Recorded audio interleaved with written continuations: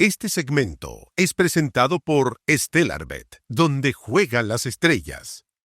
Vamos a presentar al próximo panel que está ya sentado con nosotros. Les contaba que es un tema complejo. Irán atraviesa su peor crisis interna en décadas tras una violenta represión estatal a protestas masivas iniciadas a fines de diciembre. Según fuentes del Ministerio de Salud iraní citadas por la revista Time, más de 30.000 personas habrían muerto solo entre el 8 y el 9 de enero, en lo que testigos describen como una masacre nacional. Francotiradores, apagón informático y cuerpos acumulados por miles en calles y hospitales dan cuenta de un régimen que buscó apagar por la fuerza un estallido ciudadano de carácter nacional. Mientras el Estados Unidos de Donald Trump moviliza su mayor flota militar en la región, se abre un escenario de presión internacional que eleva el riesgo de conflicto abierto. Las cifras no oficiales superan cualquier presente reciente y la situación humanitaria y política, María Fernanda del Sol, en Irán están lejos de estabilizarse. Así es, Sebastián, hemos hablado de este tema ya en diversos paneles, pero lamentablemente la situación se sigue agravando en Irán y por eso hoy día tenemos a dos grandes invitados junto a nosotros, amigo de la casa ya, siempre es un agrado contar con él en este panel. Adriano Rivadeneira, bienvenido. Buenos Adriano. días, gracias por la invitación. Gracias a ti por venir y por comentar este tema que nos tiene tan preocupados a todo el mundo en realidad. Todo el mundo está en alerta. Sí, y también tenemos esta mañana a Fateme Ramezanpour, dígame si lo dije bien, por favor, iraní radicada en Chile. ¿Cómo estás? Bienvenida a turno. Bienvenida. Soy Fateme Ramezanpour, es una ciudadanía iraní que vive casi de 10 años en Chile. Muchas gracias por la invitación. 10 años en Chile. ¿Cómo te ha tratado este país? Bien. Con eres no, ahora tengo 3 hijas chilenas, casi somos chilenas. Ah, perfecto. Fateme, No, dale nomás, por no, favor. es que para contextualizar también tu llegada, ¿por qué llegaste? ¿Cuándo llegaste? ¿Cómo fue la situación? La verdad que el problema que está en Irán, un problema social, es que había tanto tiempo, más de casi 30, 40 años que había. Y yo también salí a Irán porque no quería tener hijos allá, no podía trabajar porque allá no hay libertad de mujeres, no hay libertad de derechos humanos. Yo la verdad salí por este tema, pero no como refugio. Yo salí por elección. Sí. Imagínate que eso fue hace 10 años atrás que llegaste. Perfecto. Porque casi de 15 años nosotros no queríamos, ¿cómo se llama? No queríamos cambiar de, como revolución de gobierno, pero tratamos mucho para cambiar de derecho, cambiar de un problema que había allá, pero no pudimos, con muchas manifestaciones, con muchas elecciones, porque las elecciones que estaba allá tampoco no era libre. Perfecto. Por eso nosotros salimos. ¿Decidieron venirte con tu esposo? Sí, con mi esposo. Perfecto. Y acá formaron familia entonces. Sí. Bienvenida otra vez. Muchas gracias. Las protestas que, bueno, ya vamos cerca del mes que se van a cumplir, las cifras que dio la revista Time, que son 30.000 personas, son bien disímiles de las que tenía el mismo régimen del líder supremo Ali Khamenei, que serán 3.117 muertos, y este conteo de 30.000 tampoco incluye las muertes en hospitales militares ni zona a la que los investigadores no han logrado acceder. Adriano, tú en tu rol de historiador y también de analista de lo que está pasando a nivel internacional, ¿cómo se entiende esta diferencia de cifras y cómo está actuando el régimen iraní también en el contexto donde Estados Unidos quiere actuar? A ver, yo creo que la actitud que está asumiendo el régimen de los Pasdaran, el régimen del Ayatollah, tiene mucho que ver con la derrota que los norteamericanos y los israelíes le infligieron en julio del año pasado, cuando prácticamente destrozaron la línea de comando de las Fuerzas Armadas de los Pasdaran y pusieron en seria crisis la credibilidad del régimen, ¿ya? Porque estamos hablando de, por osmosis hegeliana casi, es una república islámica. Claro que las elecciones no son libres, pero se llaman así república islámica para diferenciarse de los adversarios de la región. Todos los proxy de Irán todos los proxies del régimen, que puedan ser Hamas, Hezbollah, los Houthi en Yemen, aparte de los Houthi, pero casi todos los cuerpos de Fuerzas Armadas extranjeras que Irán proyecta en la región han sido decapitadas por los israelíes y por los norteamericanos. Y Irán históricamente es un pueblo que puede aceptar un régimen autoritario por un cierto tiempo y llevan 26 siglos andando. Entonces, no es que exactamente llegaron ayer los iraníes, ni mucho menos se despertaron ayer con un régimen autoritario en su país, pero ellos no pueden aceptar una humillación así. La gente, las personas. Aparte de la inflación, aparte de las injusticias sociales y de género que hay en Irán, sin duda. ¿Ya? Yo creo que el poder en Irán razona como un imperio, más que como un país, un Estado nacional, una república, digamos, como de carácter europeo. En Irán hay muchas etnias, ¿ya? Yo me acuerdo en 2024, en agosto, cuando asesinaron a esa joven kurda y empezaron unas revueltas que eran de carácter étnico, después se masificaron. ¿Qué está pasando? Algo parecido porque el pueblo iraní es un pueblo profundamente orgulloso, primero que nada es eso. Yo creo que están cuestionando el régimen en cuanto tal por haber perdido la capacidad de garantizar seguridad económica, de garantizar seguridad fáctica, porque durante el conflicto con Estados Unidos y con Irán murieron 1.000 personas, más de 1.000 personas. Estas manifestaciones y la represión tienen que ver con el mantenimiento del poder de los Pasradán. Aquí, y los norteamericanos y los israelíes van a intervenir o están interviniendo. El Mossad creo que ya está en terreno. El Mossad dijo estar en terreno en Irán en las manifestaciones. Para ejercer suficiente presión para que la parte de las Fuerzas Armadas iraníes, que no son la Guardia Revolucionaria, que no son los Pasradán, que es, como me decía nuestra invitada, se llama Artesh, logren apoyar la revuelta de alguna manera o condicionarla, ¿ya? Porque tú no vas a lograr nada, ninguna manifestación va a tener un éxito, no va a haber un cambio de régimen en Irán si no es por las Fuerzas Armadas iraníes. Ningún país extranjero va a cambiar las lógicas del poder en Irán. Tienen que ser los iraníes, tienen que ser los persas, que son la mayoría étnica. No todas las Fuerzas Armadas son de la República Islámica. Hay Fuerzas Armadas en Irán que no son de doctrina islámica, de la doctrina de los ayatolá. Y yo creo que los norteamericanos y los israelíes quieren empujar para que eso ocurra, para que esas Fuerzas Armadas intervengan en favor de la revuelta. Yo no sé si lo van a lograr. Además porque la situación es súper delicada en terreno. No se sabe mucho de lo que está pasando. Recordemos un poco qué motivó las protestas y cuál fue la respuesta que nos ha llevado a esta tragedia que ya lleva más de 30.000 muertos. Me acuerdo cuando trajimos a la otra invitada, se hablaba de 300.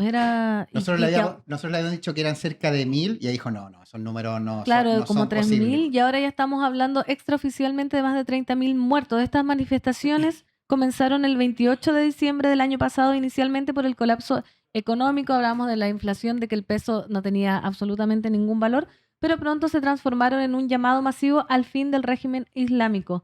Se registraron protestas en más de 4.000 localidades del país según el Consejo de Seguridad Nacional iraní y en un principio el gobierno usó medidas no letales, pero esto escaló rápidamente y en el fin de semana del 8 de enero marcó un giro brutal con una respuesta coordinada de represión total. Incluso el 9 de enero, en la televisión, un oficial de la Guardia Revolucionaria advirtió: si una bala te alcanza, no te quejes. ¿Qué te parece a ti estas declaraciones? ¿Por qué esta escalada tan brutal? Hubo un apagón de internet también. Ahora pareciera ser que nadie ni nada puede expresarse libremente sin tener miedo a que te alcance una bala. La verdad que están cortando para que eliminar todas las cosas que hicieron, eh, que están esperando para eliminarlo. La verdad que hemos escuchado que en muchas ciudades están limpiando el- los sangre que está en la calle. Están limpiando con bombero, con esto. Eh, mm, es un, eh, es un comercio tradicional que estaba en una ciudadanía como, una ciudad como se llama Rasht. Em, Encendieron esta comercio tradicional y cuando que la gente escaparon a otro lado, eh, tiraron muchas balas y todos murieron. No sabemos qué pasó. No sabemos qué pasó. ¿Cuántas personas murieron allá? ¿Qué hay que hacerlo? Hay que cortar internet, hay que limpiarlo, hay que hacer otro escenario para decir otra cosa. El Ministerio Exterior quiere salir al país, es decir, otra cosa, muestra otra forma que no está pasando así. Esto que está pasando en Irán, eso no es para primera vez. 3 años atrás, con tema de muerto, de asesinato de Masa Amini, también pasó este tema. Eso que se repite muchas veces, no es para primera vez, no. Por eso para nosotros es, es normal que eso se están repitiendo. Y alguna historia que ahora estoy escuchando a mi país es muy, no sé, no puedo decirlo. Había un joven, después de 3 días, estaba adentro de una bolsa negra que estaba viva, pero no podía decir nada. No podía decir nada porque escuchaba que están matando a alguien que tiene con un herido. La verdad, yo no puedo creer, pero así es. Es eh, es como un holocausto. Es un holocausto. No sé qué verdad, porque eh, ahora todos los mensajes que me dan, yo escribí muchos mensajes que me mandaron. Ujú. Mis amigas me mandaron muchos mensajes. Desde allá. De allá, hay muchos mensajes que mandaron. ¿Qué está pasando? Primero que me dijeron que había muchas mujeres. Había muchas mujeres en la calle. Estaban personas que no asustaban de salir, estaban afuera y escuchaban muchos sonidos de mujeres que estaban gritando. Murieron muchos jóvenes. Y ahora me dicen que nosotros tenemos mucha vergüenza, que por qué estamos vivas, por qué no morimos. Esos sentimientos, personas que están adentro. Y no sé qué hay que decirlo más que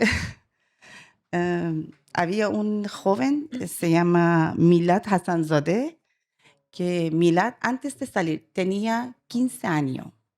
Mandó una carta a su mamá, que mamá, yo quiero salir. Si no volví, manda mi nombre a todo el mundo, que yo salí para libertad de Irán. Yo quiero decir su nombre. Milad, yo estoy, estoy, estoy llamando su nombre para decirlo que nosotros vamos a seguir tu camino. Vamos a seguir tu camino. Eh,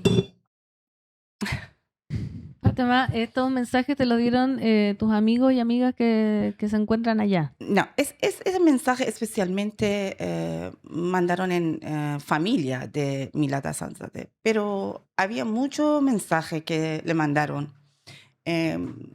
Mi amiga me mandó cantidad de muertos de algún hospital, que no puedo decir nombre de hospital, en una ciudadanía sur de Irán, casi de 52 personas en un hospital es una ciudadanía muy chica. Y también me dijo que no pueden hacerlo ¿cómo se llama? No pueden llevar su cuerpo de sus hijos o su familia. Y otra cosa que quiero decir, sí, empezó esta protesta por tema economía, pero todas las personas que estaban allá no habían por este tema, algunos que tenían una situación buena, apoyaron a otro. Murieron dos hermanos que ellos tenían una fábrica de muebles. Por eso vivían en un parte bien rico en mi país. ¿Por qué salieron? No por tema de economía. No sé que tengo tiempo o no. quiero decir una leyenda de Irán. Nosotros tenemos una leyenda sobre un rey, se llama Zahak, que dice en Shahnameh que este rey tenía eh, dos serpiones en su hombro, que para que se quede viva debería comer cada día 2 hombres o 2 jóvenes para que se quede, para que no cae. Ahora Khamenei está así, para que cuide su puesto, para que no cae, está matando. La verdad, yo estoy asustando que si Estados Unidos o Israel va a apoyar, ellos matan a los gente. Perdón, no Estados Unidos, el Khamenei mata a los gente. ¿Qué hace? Tira bomba. ¿Usted sabe? No. Pero yo estoy segura, cuando que se mató más de 36,000 personas, ¿cómo podemos decir que no hace de esta forma? Adriano. Me da mucho gusto que Fátima, nuestra invitada, haya enfatizado el hecho de que esto no empezó por razones económicas. Porque Irán no es un país clientelar. ¿Ya? Nosotros somos países clientelares. Nosotros vivimos de economía. Nosotros pensamos que la finalidad de la política y que la resolución de los problemas sea económica. Y es automático. Nosotros estamos afuera de la historia. Nosotros nos empujaron afuera de la historia. Nosotros pertenecemos al bloque occidental. El bloque occidental tiene un país hegemónico que no vive de economía. Pero nos empujaron a nosotros a eso.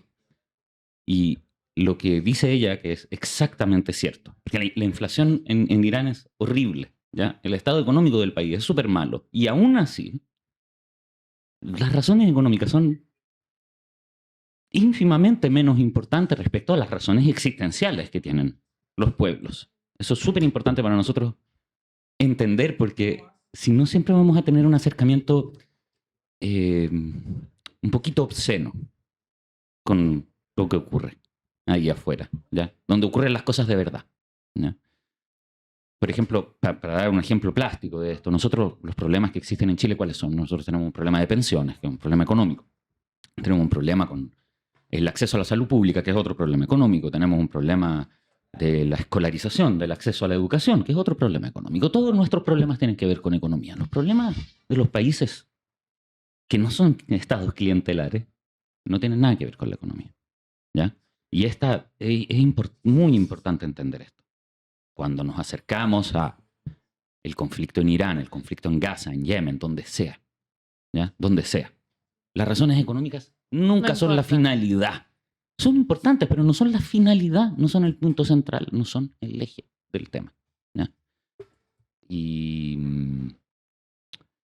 yo creo que el régimen en Irán, yo creo que lo que necesita este lugar es una alternativa, ¿ya? Yo no sé exactamente cuál es esa alternativa. No sé cuáles alternativas ellos mismos estén barajando, ¿ya?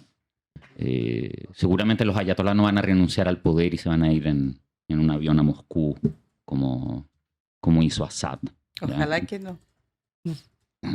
¿Ok? O sea, ellos yo creo que se van a quedar ahí hasta el final. ¿Y hasta el final de qué? Y repito, yo creo que la intervención del Mossad en terreno, que ya es una realidad porque lo declararon ellos mismos, ¿no? con un aflato de arrogancia importante, porque los servicios secretos no tienen que decir que están interviniendo, sino no son servicios secretos, pero el Mossad, digamos, está en una fase arrogante de su historia, y, digamos, la flota encargada del cuadrante, porque los norteamericanos no razonan ni por países ni razonan por cuadrantes. Nosotros somos el cuadrante surpacífico, el cuadrante de allá. Yo no sé qué tipo de alternativa estén barajando, si quieren sacar del mazo al hijo de Reza Pahlavi, al hijo del antiguo Shah, que ha vivido 30 años en Estados Unidos y francamente no sé qué tipo de popularidad goce a nivel de las etnias, de los grupos que viven en Irán hoy, pero seguramente es una alternativa viable en o más viable que los ayatolás en este momento, que están al borde del colapso, y no por razones económicas, están al borde del colapso porque perdieron una guerra y porque ahora tienen una revuelta interna que podría traducirse en una revolución. Me gustaría recordar que la revolución del 79, la revolución que lleva al poder a los ayatolás y que inventa y hace nacer la República Islámica, que parece una locura llamarla República Islámica, de verdad a mí me parece súper extraño, fue una revolución burguesa, ¿ya? Fue una revolución universitaria burguesa. No fue una revolución de los pobres, de los pueblos, de los campesinos, como las imaginamos nosotros. Como, no, como nuestras revoluciones, como la revolución norteamericana y la revolución francesa. Son revoluciones burguesas. Eso a mí me gusta enfatizarlo siempre porque como los franceses y los norteamericanos, los iraníes también son indoeuropeos. El sánscrito, que es el idioma farsi, es la base de nuestro idioma. Nosotros tenemos mucho más en común con los persas que con los semitas, con los árabes, ¿ya? Y me gustaría también enfatizar el hecho que el Islam es un engendro extranjero en Irán. ¿Ah? El Islam se impuso en Irán con la espada durante la conquista árabe. Y la única razón por la que existe el chiismo en el mundo es porque Irán tiene que ser una alternativa a la mayoría de los agentes que impusieron el Islam en su país, que eran suníes. ¿Okay? Eso también. O sea, el aspecto religioso para nosotros es suní, chií. No hay ningún debate religioso ahí. Es una cuestión política esa. ¿Ya? Y Irán no es un país autóctonamente musulmán. Eso tampoco es cierto. ¿Ya? Entonces, los persas que están en el mundo hace 26 siglos, por lo menos, y el Islam lleva más o menos un milenio, en la memoria muscular de un pueblo que existe hace 26 siglos, eso no es nada. ¿Ya? Y se nota. Y se nota cuando uno va a Teherán, y se nota cuando uno observa lo que está sucediendo ahora. ¿Y qué está pasando, Adriano, con el rol de Estados Unidos en este conflicto que ya lleva claramente muchos años? Pero ¿qué tendría que pasar? Lo mismo tú decías al final, pero al final de qué pasa en este momento con, por ejemplo, Donald Trump. Yo creo que Fátima estará de acuerdo conmigo en imaginarse que si los norteamericanos y los israelíes intervinieran de verdad para derrocar al régimen, el riesgo, una de las posibilidades, la peor, para mi perspectiva, es una guerra civil de 10 años. Con los Pasaradán, que son muchísima gente, no son pocos. ¿Eh? ¿Estás de acuerdo? Sí. La verdad que usted dijo que nosotros no tenemos alternativa. Si me preguntaron 2 meses atrás, yo podría decir que no tenemos. Pero en este momento es un tiempo muy urgente. Por eso el Reza Pahlavi es buena alternativa para Irán. Sí, yo sé que 30 años no estaba en Irán, pero estaba revisando qué está pasando. Además, tiene un grupo que algunos vivían en Irán. Por eso, ahora tiene un libreta, un plan para 180 días después de revelación y un plan para 2 años. Y después de 2 años quieren hacer una votación para elegir del régimen. Por eso, yo sé que algunos grupos izquierda no quieren, o algunos grupos que no quieren que entrar, pero en este momento es mejor opción es de Reza Pahlavi. O sea, que Reza Pahlavi guíe una transición. Sí, Okay. eso que él casi de 3 años está diciendo, que yo solo estoy para durante de transición. No quiero que decir que yo soy en... El nuevo. Sí. Por eso, la verdad que nadie no sabe qué pasa. Eso que ahora saben todo, que no quieren seguir con este régimen. Y debe cambiar. Si no cambiamos en este momento, es muy cerca de posición de Cuba o Corea del Norte, que eso, como dicen, es un punto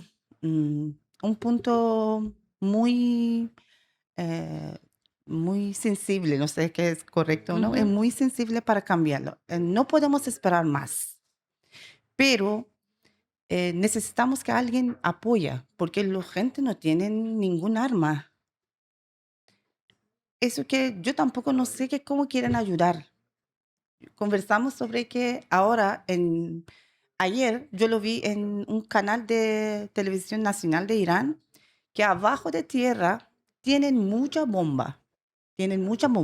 Mostraron a gente a Irán que nosotros tenemos bomba y podemos defenderlo y no es necesario que llevamos afuera.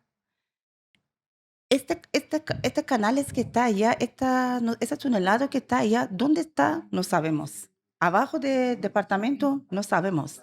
Eso que pasó en Gaza, eso que pasó allá. O sea, hay arsenales enterrados Sí, debajo. sí. Ok. Y lo que tú estás diciendo es que esos armamentos podrían ser usados para apoyar una revolución. No, Son armas de los Pasartán. Sí. Ya. Entonces, claro, tú haces un golpe, ¿no? Si tú eres los norteamericanos, derrocas a los ayatolás y debajo de todas las ciudades están los mismos túneles que hay en Hamas, que tenía Hamas en Gaza, repletos de armas. Y de ahí tú puedes armar una resistencia contra cualquier... O sea, no es como raptar a Maduro. Claro. No es llegar y salir, Fue full de ases y nueve. Eso. Estamos conversando con Fateme Ramensapur, iraní radicada en Chile hace ya 10 años, y con Adriano Rivadeneira, historiador y podcaster, creador de Historias Felices y Tristes de Occidente, para ver lo que está pasando en la crisis terrible que está pasando, la catástrofe. Tú la llamaste holocausto, la definiste, y creo que por el número de muertos que ya dio la revista Time, estamos en una situación muy compleja desde el punto de vista interno como externo. A continuación, tenemos un anuncio de nuestros anunciantes, particularmente de la agrupación Mudo y al mercado musical Huella, y seguimos conversando sobre la crisis de Irán. Desde este territorio de grandes transformaciones nace el mercado de industria musical Huella, un evento que pone la música en tránsito, un espacio de encuentro, reflexión y proyección para la creación musical de Chile y América Latina. 5, 6 y 7 de febrero en Club Alemán de Osorno. Mercado de Industria Musical Huella. En Osorno. ¡Te esperamos en Mercado Huella!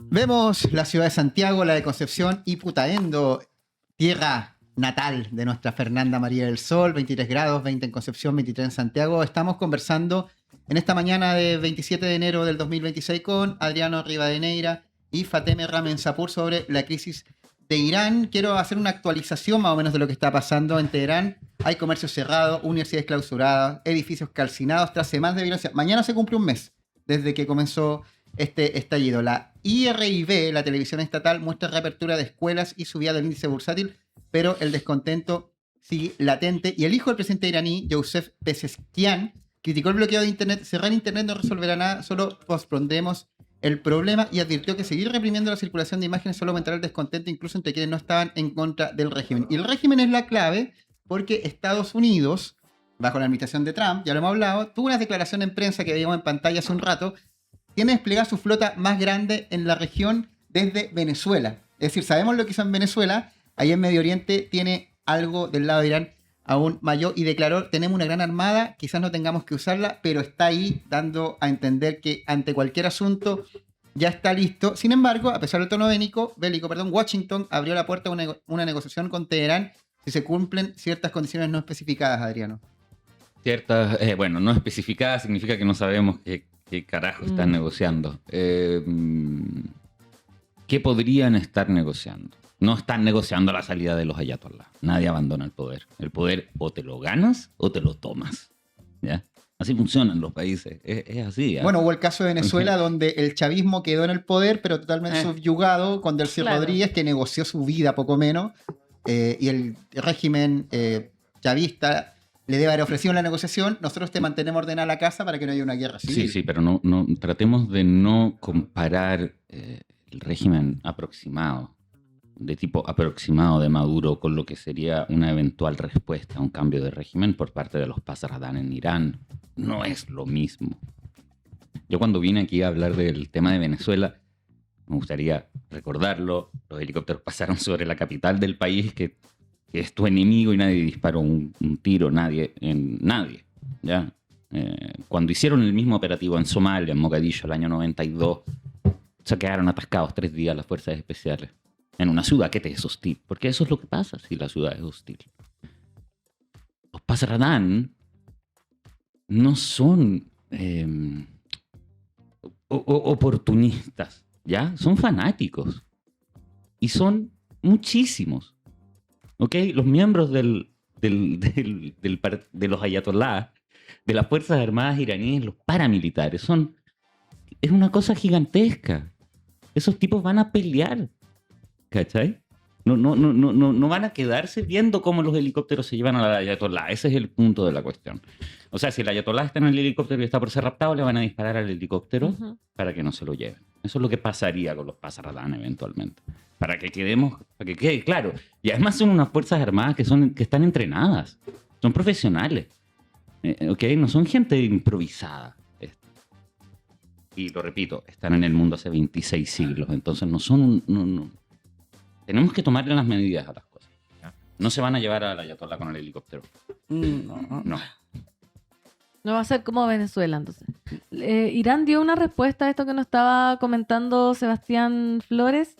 Advirtió que responderá de forma contundente a cualquier agresión estadounidense. El vocero del Ministerio de Exteriores declaró: la llegada de un buque de guerra no afecta nuestra determinación. Si se siembran vientos, se cosechan tempestades. Y en Teherán se instaló una gigantesca pancarta con la imagen de un portaaviones destruido y la frase que acabo de decir: si siembras vientos, cosecharás tempestades. O sea, no hay como una situación de hacer ningún acuerdo.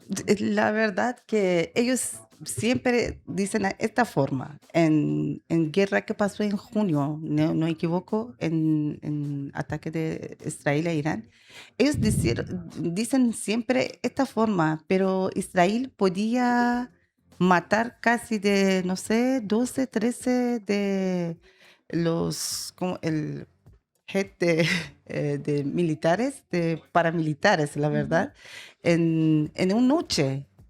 Por eso ellos siempre dicen esta forma, pero no, yo no creo que pueden hacerlo. Sí pueden, pero la verdad no tengo idea qué quieren, pero sí. Ahí está la imagen en pantalla que estaba haciendo alusión Fatem. Bueno, ellos tienen que hacer este tipo de proclamas. Están obligados. Y por supuesto que hay una línea directa de negociación al mismo tiempo mientras dicen esta barbaridad. Es como todos los países. Por ejemplo, Trump es un jugador. Él dispara, ¿no? Dice algo y ve. Como reacción. Claro. Es como que el junio va que moviendo dijo el que no quiere hacer nada, pero... En junio Estados Unidos no quería hacer nada en Irán y después terminaron bombardeando. Según las voces, eso ocurrió porque Israel había amenazado de atacar Irán con bombas nucleares. Entonces, cuando los israelíes le dijeron a los norteamericanos vamos a atacar con objetos nucleares Irán, o ustedes intervienen y nos apoyan, ahí fue la intervención de Estados Unidos con estos misiles que se entierran, que destruyen los sitios subterráneos y asesinaron a todos los generales de la Guardia Revolucionaria, muchísimos. Y... ¿Sabes qué? A mí me gustaría hablar un poco de los iraníes, cómo lo ven. Yo no sé si tú estás de acuerdo. Yo creo que hay 2 generaciones en Irán que son las que están protestando fundamentalmente, que son nuestra generación Z y nuestros millennials, ¿ya? Los millennials, yo creo que la gente entre los 40, los 35, son personas que están cansadas de estar en una situación de conflicto armado constante, porque aquí cabe recordar que Irán es un país que tiene aproximación en otros estados de la región. Y llevan sus fuerzas armadas a estos otros lugares y estas personas mueren porque van a conflictos armados en Siria, en Líbano, ¿ya? Y son generaciones que han tenido sobre sus hombros por 25 años la actitud imperial de los ayatolá y la proyección imperial de los ayatolá con sus proxies en la región, Hezbollah, Hamas, los Houthi. Pero ahí mueren iraníes. Cuando Assad fue rescatado, ¿ya?, por Rusia, no fue rescatado por Rusia por arriba, pero eran los iraníes los que estaban en terreno. peleándola, ¿ya? Y la otra generación de la gente más joven que no puede más con esta teocracia represiva, porque ya tuvieron acceso a redes sociales, o sea, ya están observando el mundo que hay ahí afuera, ya no es lo mismo que antes. Y tampoco están pidiendo democracia estas personas. O sea, no es que los iraníes se despertaron por haber visto Breaking Bad o Succession y ahora quieren ser como nosotros. Tampoco se trata de eso, no haya malentendido. 7/8 del mundo no son occidentales, así que no veo por qué un país como Irán, que es uno de los más sofisticados del planeta, una de las culturas más sofisticadas del planeta, quiera rebajarse a vivir como nosotros. Para nosotros, sin duda, es importante la democracia, nuestras instituciones republicanas y todo esto. Es muy bonito. Y nosotros pensamos que es la mejor forma de gobierno que haya habido. Nunca puede ser. Pero eso no me lo tienen que explicar a mí, ¿ya? Porque lo que está sucediendo allá. Tampoco es una revolución democrática. Yo no creo que en Irán tengan nostalgia de algo que nunca han tenido. Me puede corregir Fátima. No, Ese es un orgullo imperial lo que tienen los persas. Y están cansados de sufrir su uso por agentes como los ayatolá, con una religión importada e impuesta, ¿ok? Y por cuerpos militares represivos en un país que siempre ha sido laico, porque el imperio persa siempre ha sido laico. Y han pasado muchas etapas en Irán. Ha habido, ¿cuántas? 10 dinastías distintas. Religiones de todo tipo. Los zoroastrianos. La revolución que empezó en 2024, cuando asesinaron a esa chica kurda, fue una cosa zoroastriana. Yo me acuerdo que en octubre se puso más violenta esa protesta porque querían las mujeres ir a la tumba de Ciro el Grande, con las joyas zoroastrianas que son típicas. Ese es el nivel de complejidad de este país. O sea, cuando nos acercamos a un país complejo, un país serio, nos encontramos con estratos de complejidad que son difíciles de juzgar desde acá con nuestros valores, ¿okay? Y es importante entender eso también, y respetuoso. Eso. ¿Estamos, Fátima? La verdad yo quería seguir otra forma que a mí me parece se cae este régimen en todo el sector de Medio Oriente. Llega mucha tranquilidad porque todos los problemas que está en Medio Oriente empieza a Irán, no es Irán, al régimen Jamenei. La verdad es Jamenei está el líder de paramilitares en este sector. Por eso se cae este régimen, va a llegar una tranquilidad de este sector. No puedo decir 100%, pero seguramente 50% sí. Por lo menos la parte chií, digamos, del conflicto, ¿no? Por lo menos los proxy que apoyan los iraníes van a cesar de existir. Los Houthi, los Hezbollah, Hamas. Y ayer mandaron mensaje Sí. que quieren apoyar. Ayer mandaron mensaje en todos los grupos paramilitares que si atacan a Irán, nosotros vamos a apoyar. ¿Cómo apoyar? No sé. En Houthi quiere hacerlo, quiere cerrar de Van a cerrar el Oceanía, sí. Y Hezbollah quiere atacar a Israel, no sé qué quiere hacerlo. Pero a mí me parece que es un tiempo de historia que hay que cambiarlo. 11, dale. 11:55, Fátima Ramensapur, Adriano Rivadeneira, estuvimos conversando la terrible crisis que está pasando en Irán desde Ginebra. El embajador iraní ante la ONU, Ali Banein, dijo que están listos para negociar ese diálogo genuino, pero advirtió la agresión en nuestra línea roja. Si nos atacan, responderemos y que vamos a estar atentos. A Adriano, Fátima, le agradecemos mucho que hayan venido esta mañana para poder conversar. ¿Alguna Palabras al para el cierre. final? Muchas gracias a Gracias a usted ti. por invitarme. Y para la última palabra quería decir que a mí me gustaría en Grupo Izquierda del Mundo que ahora los pueblos iraníes necesitan apoyarlo. ¿Por qué no apoyan a nosotros? ¿Por qué apoyaron a Palestino? Pero ahora que nosotros queremos libertad, no quieren apoyarlo. Eso que quiero mandar un mensaje a ellos también en periodista izquierda que viven en Chile, que ahora no respondan no van a hacer una entrevista. No, yo le mandé mucha carta para que vienen, que conversamos, pero no quieren apoyarnos. ¿A qué medios le mandaste? No, es mejor que no diga. Adriano, palabras. Es una al cierre. vergüenza esa y eso tiene que ver con nuestros valores. Voy a ser malo con nosotros, conmigo también, porque estamos todos aquí. Creo que nuestra manera de ver el mundo desde acá, a favor de Palestina y no a favor de otro, a favor de ese genocidio y de ese otro, tiene que ver con el hecho que nosotros hablamos de estos temas y nos preocupan entre el cóctel y el segundo plato. Porque ya después es una lata. Después hay que salir. No vamos a seguir hablando de Palestina después cuando... Okay. Yo estoy segura que con este tema podemos resolver el problema de Palestino. Estoy segura que si resolvemos este problema, podemos resolver el problema que ahora palestinos tienen. Probablemente sí, porque Hamas es un partido armado financiado por Irán y por los ayatolá. Entonces, si se acaba el régimen de los ayatolá, probablemente Hamas no va a seguir recibiendo financiamiento, entrenamiento, indoctrinamiento y red, porque estos grupos paramilitares existen gracias a la red iraní, aunque los suníes y los chiíes no se lleven bien, y Hamas es suní, Irán es chií, no voy a entrar en la dinámica religiosa que cuenta menos que cero. Son dos pueblos aislados en la región, son aliados por eso. Nosotros vamos a seguir muy atentos, Fátima, para que lo tengan en cuenta, cubriendo este tema, analizándolo, dando espacio a las distintas visiones que hay sobre lo que pasa en Irán, sobre lo que pasa en Palestina, sobre lo que pasa en Venezuela, en Groenlandia, en todos los focos de conflicto actualmente que hay en el mundo, y con especial atención a Irán, porque realmente es catastrófico, holocáustico. No sé si existe esa palabra, pero es terrible, así que muchas gracias por venir esta mañana. Gracias. Gracias.